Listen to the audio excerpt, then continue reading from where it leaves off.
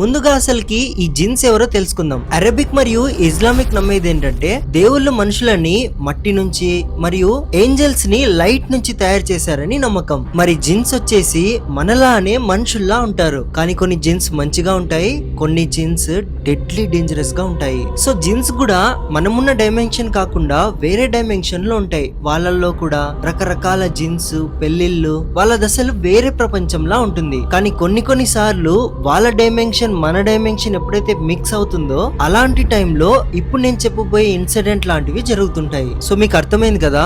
ఇప్పుడు మనం స్టోరీలోకి వెళ్ళిపోదాం. మన దేశంలో ముఖ్యంగా పెళ్లిలంటే ఏంది, జనం, భోజనం, డెకరేషన్స్ మరియు అరేంజ్మెంట్స్ చూసి మనం డిసైడ్ అవుతాం ఈ పెళ్లి పెద్దదా లేదా చిన్నదా అని. కానీ మిడిల్ ఈస్టర్న్ కంట్రీస్ లో పెళ్లి అనేది మ్యూజిషియన్స్ బట్టి ఆ పెళ్లి పెద్దదా చిన్నదా అని డిసైడ్ అవుతారు. అంటే కువైట్, దుబాయ్ ఆ సైడ్ వాళ్ళంతా. సో అలాంటప్పుడు ఆలోచించండి, మ్యూజిక్ ప్లే చేసే వాళ్ళకి మరియు పాటల్ని పాడే వాళ్ళకి ఎంత డిమాండ్ ఉంటుందో. సో అలాంటి వెడ్డింగ్ లలో పాటలు పాడే అమ్మాయే నోరా. ఈ నోరా అనే అమ్మాయి మరియు వాళ్ళ టీం మొత్తం కువైట్ లో చాలా పెద్ద అంటే ఫేమస్ వెడ్డింగ్ సింగర్స్ అన్నమాట. దాదాపు అన్ని వెడ్డింగ్స్ లలో వీళ్ళే పాటలు పాడేవారు. సో నోరా వచ్చేసి సింగర్, వాళ్ళ టీమ్ లో లేలా అనే అమ్మాయి ఒక guitar player, actually out player, అది గిటార్ లా ఉంటుంది. మరియు మరియం వచ్చేసి ఒక డ్రమ్స్ ప్లేయర్, ఫాతిమా మరియు సేరా బ్యాక్గ్రౌండ్ సింగర్స్, అండ్ లాస్ట్ కి అస్లాం వచ్చేసి మ్యూజిక్ ఇన్స్ట్రుమెంట్స్ ని అరేంజ్ చేస్తూ ఉంటాడు. వీళ్ళందరూ దాదాపుగా 7 years నుంచి ఇదే పని చేస్తున్నారు. అయితే ఈ ఇన్సిడెంట్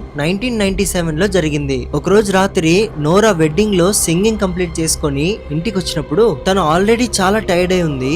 ఇంటికి వచ్చిన తర్వాత బెడ్ పైన అలా పడుకున్న తర్వాత వెంటనే తనకు ల్యాండ్ లైన్ లో ఒక కాల్ వస్తుంది. ఆ కాల్ లో ఒక వయసైన వ్యక్తి ఆ అమ్మాయితో ఒక వెడ్డింగ్ సింగింగ్ ప్లాన్ చేస్తున్నాడని చెప్పాడు. నోరా ఏమో అతను చెప్పిన డేట్ కి తన షెడ్యూల్ ఫ్రీగా ఉందా లేదో చూసుకొని ఆ రోజు ఫ్రీగా ఉండడంతో ఆ వెడ్డింగ్ లో సింగింగ్ ని ఒప్పేసుకుంటుంది. అయితే పేమెంట్ కి ఇంత అవుతుంది అనేసి నోరా ఎప్పుడైతే ఇవన్నీ ఎక్స్ప్లెయిన్ చేస్తుందో ఆ పక్క నుంచి ఆ ఏజ్డ్ పర్సన్ వచ్చేసి ఎంతైనా పర్లేదు హై పేమెంట్ ఇస్తా అని అంటాడు. అంటే నార్మల్ గా వెడ్డింగ్ లో చేసేదానికంటే 10 times హైయర్ గా ఇస్తాను అని చెప్పాడు. ఇక నోరా అయితే షాక్ అయిపోతుంది, ఏంది నేను అడిగిన దానికంటే 10 times ఎక్కువ ఇస్తా అంటున్నాడు అని. కానీ నోరా ఒక వింత విషయం అబ్జర్వ్ చేస్తుంది. ఏంటంటే ఆ ఓల్డ్ మ్యాన్ ఉన్నారు కదా ఫోన్ లో మాట్లాడుతున్న ఆయన ప్యూర్ అరబిక్ లో మాట్లాడుతున్నాడంట. అంటే ఏదో ఒక అరబిక్ స్కాలర్ ఉన్నట్టుగా మాట్లాడుతున్నాడు. ఆ తర్వాత ఈ పెద్ద ఆయన వీళ్ళకి ఒక లొకేషన్ అనేది సెండ్ చేశాడు, ఇక్కడ వెడ్డింగ్ ఉంది అని. అయితే ఆ చోటు ఈ మెయిన్ సిటీ నుంచి దాదాపు 30-40 kilometers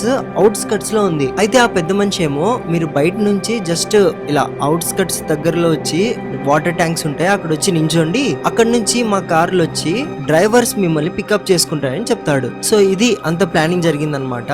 ఎక్కడ ఈవెంట్, ఎక్కడి నుంచి ఎవరు పికప్ చేసుకుంటారు, వెడ్డింగ్ లో ఏం పాటలు పాడాలి అన్ని డిసైడ్ అయిపోయాయి. ఆ తర్వాత 2 రోజుల్లోనే పేమెంట్ కూడా సెండ్ చేసేసారు. నోరా మరియు టీం మొత్తం షాక్ అయిపోతారు, ఏంది నా అసలు అడ్వాన్స్ పేమెంట్ లోనే ఫుల్ పేమెంట్ చేసేసాడు అని. ఇక వీళ్ళంతా ఫుల్ జోష్ లో ఉన్నారనమాట. ఫైనల్ గా ఆ వెడ్డింగ్ రోజు వచ్చింది. వీళ్ళు వాళ్ళ కార్లలో వాటర్ ట్యాంక్ దగ్గర వరకు వెళ్ళి ఆ వెడ్డింగ్ వాళ్ళ 3 డ్రైవర్లు వచ్చి వీళ్ళని వేరే కార్స్ లో పికప్ చేసుకుని వెళ్లారు. వీళ్ళక ఆ వెడ్డింగ్ జరుగుతున్న ఈవెంట్ చోటు చూసి షాక్ అయిపోతారు. అంటే అది చూడడానికి ఎంత పెద్ద ప్యాలెస్ అంటే ఇక్కడ మనం పర్ఫామ్ చేయడం ఏంది అనేసి షాక్ అయిపోతా ఉంటారు. ఇక ప్యాలెస్ లో ఎంటర్ అయిన తర్వాత అక్కడ చాలా మంది ఉంటారు. ఒక పెద్ద మనిషి వచ్చేసి మీరు వెళ్ళి రెస్ట్ తీసుకోండి, పెళ్లి కూతురు రాత్రికి వస్తుంది అని చెప్తారు. సో నోరా వాళ్ళ టీం మొత్తం వాళ్ళ రూమ్స్ ఇచ్చింటారు కదా, అక్కడికి వెళ్ళేసి రిహర్సల్స్ స్టార్ట్ చేస్తారు. అంటే ఎలా చేద్దాం ఏం కథ అనేసి ప్లాన్ చేయడం స్టార్ట్ చేసి ఉంటారు. సో వీళ్ళైతే ఒక వింత విషయం నోటీస్ చేశారనమాట.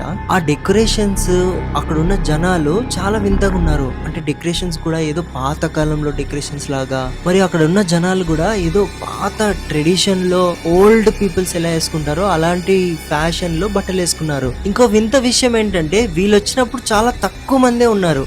ఏదో అక్కడ కొంతమంది పాత బట్టలు వేసుకొని ఏదో ఓల్డ్ ట్రెడిషన్ లో బట్టలు వేసుకొని ఉన్నారు. కానీ వీళ్ళు వచ్చిన తర్వాత నుంచి చూస్తే నిమిషంకి 50 మంది వస్తున్నారంట. అంటే లైక్ 15 minutes లో ఫుల్ ఎంటీ ఉన్న చోటు మొత్తం ఫిల్ అయిపోయింది. అక్కడ ఉన్న జనాలు అందరూ ఓల్డ్ డ్రెస్ వేసుకున్నారంట. మరియు 12 అయ్యాక వచ్చిన ముందు అందరూ వచ్చేసారు. ఇక సెలబ్రేషన్స్ అన్ని స్టార్ట్ అయిపోయాయి. ఇంకా అప్పటి నుంచి అందరూ డాన్స్ వేయడం స్టార్ట్ చేస్తారు. అక్కడ చూస్తూ నోరా మరియు వాళ్ళ టీం ఒక వింత విషయం నోటీస్ చేసింది. ప్రతి ఒక్కరు ఒకటే సింక్ లో డాన్స్ వేస్తున్నారంట. అంటే అందరూ ఒకేసారి చేతులు లేపడం, అందరూ ఒకేసారి తల ఊపడం అలాంటివి సేమ్ సింక్ తో డాన్స్ వేస్తున్నారు. అంటే ఒకరో ఇద్దరు ఒకే రకంగా వేస్తే వింత కనిపించదు కానీ 50-60 మంది ఒకే రకంగా డాన్స్ వేస్తున్నారు అంటే కొంచెం భయం వేస్తుంది. అక్కడ దాకా జాలీగా ఉన్న అక్కడ వాతావరణం మొత్తం బరువుగా ఫీల్ అవ్వడం స్టార్ట్ అయింది. రాను ఏదో గలీ స్మెల్ రావడం స్టార్ట్ అయింది వాళ్ళకి. ఎంత గలీ స్మెల్ అంటే వాళ్ళకి వామిటింగ్ వచ్చేలా ఉంది. ఇక నోరా మరియు టీమ్ మొత్తం సింగింగ్ కి రెడీ అయ్యి పాటలు పాడడం స్టార్ట్ చేసిన తర్వాత అందరు ఒక్కొక్కరు టిప్స్ ఇవ్వడం స్టార్ట్ చేస్తారు. అలాంటి సమయంలోనే స్టేజ్ ఎక్కి ఒక అమ్మాయి నోరాకి డబ్బులు ఇచ్చిన తర్వాత సడన్ గా నోరా చేతిని పట్టుకుంది. నోరా అయితే చూసి ఫుల్ షాక్ అయిపోతుంది. ఆ అమ్మాయి చెయ్యి ఎంత వేడిగుందంటే ఏదో బొగ్గులోంచి చేయి పెట్టి ఇలా తీసినట్టుగా ఉంది. అంత వేడిగున్న చేతిని చూసి నోరా ఫుల్ భయపడిపోతుంది. ముందరేమో అందరు డాన్స్ చేస్తున్నారు, ఈ అమ్మాయి ఏమో నోరా చేయి పట్టుకొని భయపెడుతుంది. ఇక నోరా ఫిక్స్ అయిపోయింది ఇది అసలు నార్మల్ వెడ్డింగ్ అయితే కాదని. అప్పుడు సడన్ గా నోరాకి ఒకటి కనబడుతుంది. ఏందంటే అక్కడున్న జనాలందరిలో ఎవరెవరైతే డాన్స్ వేస్తున్నారో అంత జనం ఉందో వాళ్ళకి అసలు షాడోసే లేవంట. ఉన్న ఏదో వింత షాడోలుగా కనబడుతున్నాయి. అంటే మనుషులు ఇలా నించొని ఉన్నారు కానీ వాళ్ళ షాడోస్ మాత్రం ఏదో వింతగా ఉంది. అయినా సరే ఆ అమ్మాయి ఉంది కదా చేపట్టుకుంది, ఆ అమ్మాయిని కింద దింపేసినారు. ఆ తర్వాత కూడా భయంతో పర్ఫామ్ చేస్తూ 3 AM అయింది. ప్రతి ఒక్కరి ఎనర్జీ జస్ట్ 1% ఉన్నట్టుగా ఫీల్ అవుతున్నారు. ఎందుకంటే పాడి వాళ్ళ ఎనర్జీ మొత్తం డ్రైన్ అయిపోయింది.